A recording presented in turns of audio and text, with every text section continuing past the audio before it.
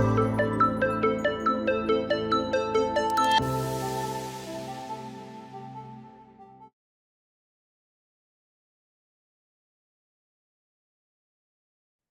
I'm Dr. Brian Kaufman, a retired family doctor and a CLL patient myself, and a CAR T recipient myself. I'm also the Executive Vice President and Chief Medical Officer at the nonprofit CLL Society. Bob? I'm Bob Levis. I also have CLL. I was diagnosed 24 years ago in 2002. Um, I'm on the board of directors of the CLL Society, and I know Brian for many years now. And we both share the experience of having had a CAR T at one point during our CLL experience.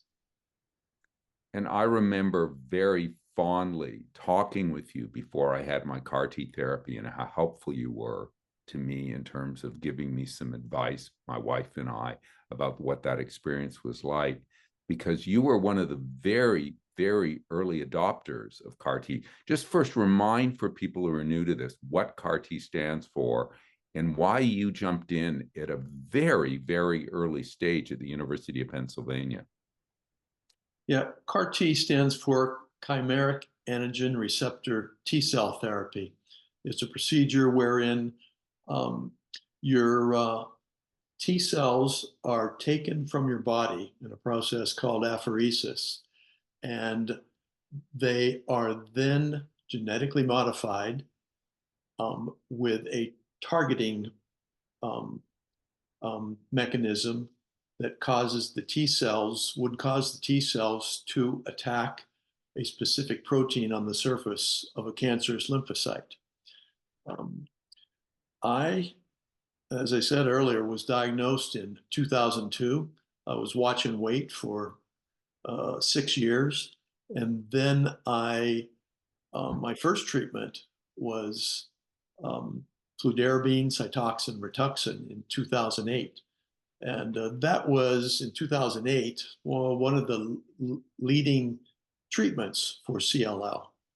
Um, that um, particular um, treatment, it was a 6-month treatment with those 3 drugs, gave me a complete remission that lasted for about 3.5 years. But then I relapsed, and not only relapsed, having had a slow progressing variety of CLL, 13q deletion, but I relapsed and it had transitioned to a 17p deletion type CLL, which is a Not good news, yeah. more aggressive. And so I progressed rapidly with um, my absolute lymphocyte count climbing, more lymph nodes, to the point where I was um, crowding out, the other blood components that you need to live, platelets to stop bleeding, or hemoglobin, red blood cells. Um, it was difficult to breathe. In fact, um, as I progressed during 2012, I had difficulty breathing. I couldn't take the garbage up to the end of the driveway. Um, at that time, ibrutinib was coming on the scene, and I learned that there were some very good results with ibrutinib, and that's the drug I wanted to get on. So I entered a trial at Penn, a randomized trial. Unfortunately, I was randomized to the comparison drug and ofatumumab, and it didn't work. And at that time, pharmacyclics was not crossing patients over to the drug that was obviously working well. Excuse me. Um, so I was kind of left with no options. And that's when one of the doctors at Penn Medicine said, "We've got this CAR T trial opening up." And it was a second phase trial. CAR T was used on 3 patients in 2010. That was one of the first applications of this new genetic approach to uh, attempting to cure CLL by the team at Penn, by Carl June, by David Porter, Steve Schuster. And I had read And three about that. CLL patients, right? There's three CLL patients they Three were. CLL patients, and it actually made headlines in the New York Times, cure for CLL. And I remember reading about that. I made contact with Carl June. I found his email somewhere at Penn Medicine, and that was back in 2010, 2011, before I had this relapse. And he said that, well, get registered at Penn. We're not in a position to be treating you with CAR T at this point. And at some point in the future, we will open another trial. Well, in 2012, as I was progressing rapidly with CLL and without options, that's when my doctor, Steve Schuster, introduced me to David Porter and said, we're opening this new trial. So I became the first patient in that trial um, that was scheduled to start in early 2013. And so I, I entered the trial. And um, so they took my T cells, genetically modified them, pre-treated me. That genetic modification took about 8 weeks. So I was Wow. pretty bad shape um, during that time. And Penn wanted me to move to Philadelphia. So my wife and I moved to Philadelphia to be close for the treatment. And when my CAR T cells were ready, I was infused during, I think it was February of 2013. That took about 10 minutes. There was a packet about this big with supposedly, millions of CAR T cells in it. White packet, IV line into my vein, and they squoze these in. One of the researchers, Bruce Levine, was there, and he said, "Thank you, thank you for volunteering to be one of our experimental patients." And so I ended up being patient number 4 after the first 3 in 2010, and then this new trial at Penn. So, the doctors said at that point, um, stay close. You'll start feeling fevers within the next week. The result of this is once the T cells start to expand in your body, they grow and they start attacking the cancerous lymphocytes and all lymphocytes, and you get what's called a cytokine release syndrome, CRS, uh, that is a cytokine storm. It's killing cancer in your body, and your body just rages through that period. And so, about a week after I got my infusion, that started to happen. I was admitted to the hospital into one of their emergency care um, units, and for the next 8 days, I had this cytokine release syndrome as these CAR T cells were killing cancerous cells, cancerous CLL cells within me. And it was horrible. It was high fevers, chills, sweats, stomach issues. Um, about halfway through, Carl June came in to see me, and I was in bed. I was in a tassel cap and glove, just shivering gloves. My wife was there, and I think he said something like, "Gut it out, Levis. It's working," and that's what they wanted. They wanted a strong reaction to know that these CAR T cells were actually killing cancerous lymphocytes. So I gutted it out. you know, Tried to walk around the halls, best I could, just to sort of feel myself and see if I could. But the miracle and magic of science um, on day 8, my fevers, these fevers that were cycling from 100 to 104, up and down. All of a sudden, my fevers broke, and I the cytokine release syndrome was over. The lymph nodes that I could feel before this treatment, I had some 30 palpable lymph nodes in my neck and groin and under my armpits, sizable lymph nodes. Those lymph nodes were back to normal, gone. I couldn't even feel them. It was amazing. I was weak. I lost about 15, 18 pounds during this 8-day period through this cytokine release syndrome. But the evidence that we had immediately on day 8 was that my platelet count, which was down around 30, rose to about 100. And it showed that my bone marrow had cleared of a packed with CLL, had cleared, and that I was starting to produce, and there was room to produce the other blood components that I desperately needed. And those were platelets and red blood cells and hemoglobin. And several weeks later, I did a bone marrow biopsy.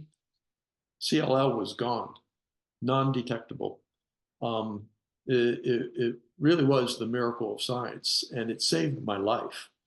I just couldn't believe I had my life back, and I did, and still here today.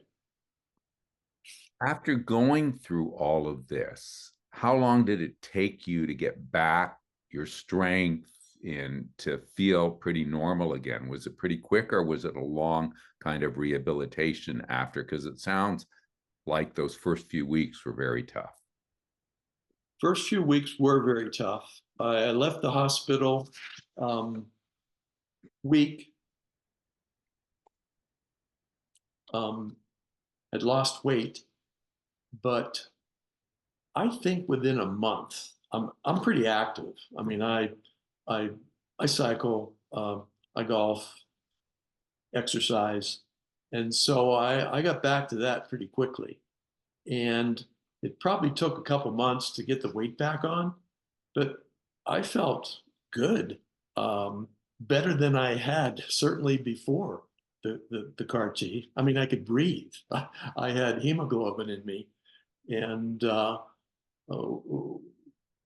was just still in a state of disbelief that something this powerful could eliminate my CLL.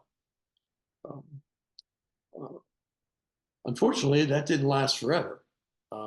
It lasted 3.5 years, and no matter what I'm on. I mean, I was diagnosed with CLL at a relatively young age 51 in 2002. And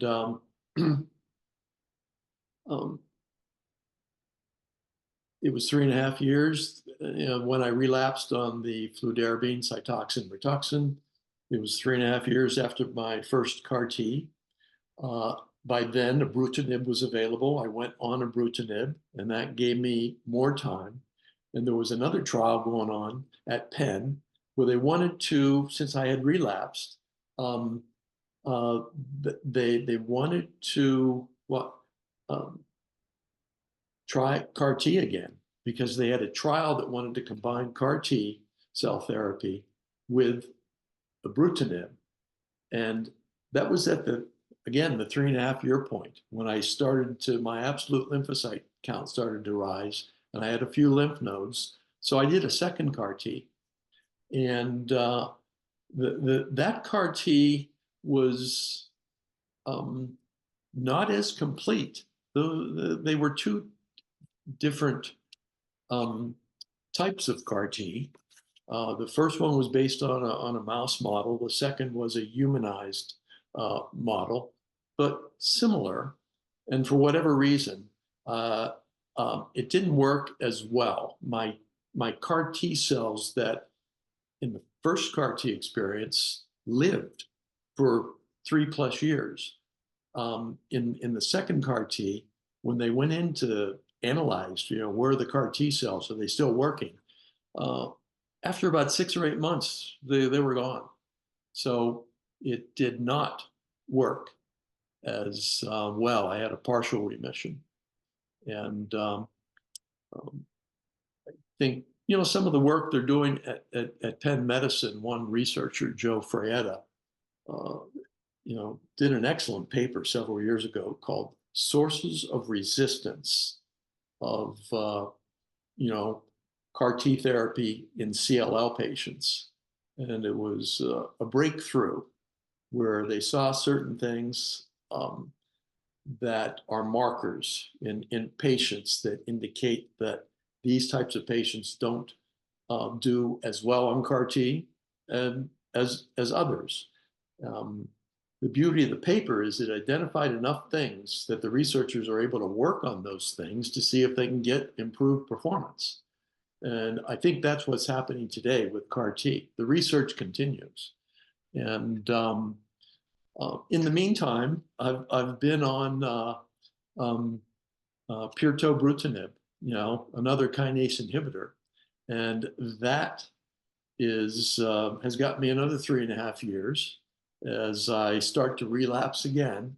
And now I'm looking at my next, which will be my fifth or sixth treatment, fourth or fifth clinical trial. I'm looking at a BTK degrader um, to stick with the same line of BTK type therapies.